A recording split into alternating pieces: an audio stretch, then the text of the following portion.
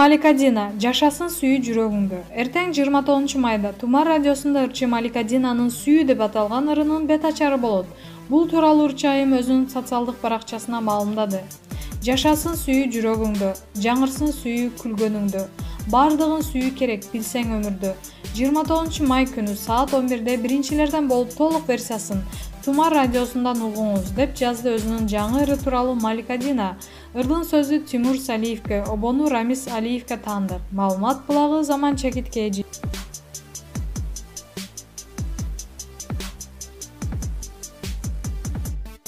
Максат Давранов. Казакка күйөө бала болсом кандай дейсиздер? Алып баруучу Максат Давранов өзүнүн социалдык баракчасына ыр бөлүшүп көрмандарын ойго салды.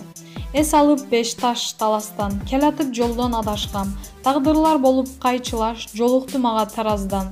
Керемет көзү дедим, дароо эле өзү дедим. Ушул ыр менен оруп жүрөм. Казакка күйөө бала болсом кандай дейсиздер? Деп суроо узатты Максат мырза. Социалдык тармактын колдонуучулары бул тамашабы же чындыгы барбы деген пикирди алып баруучунун аталган постун талкуулашууда. Маалымат булагы Аргумент Чекиткейжи.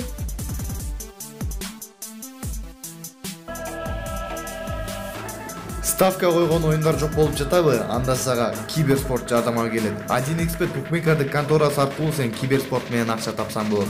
Комментарийде ссылка аркылуу өтүп өз утуштарыңызга ээ болуңуз.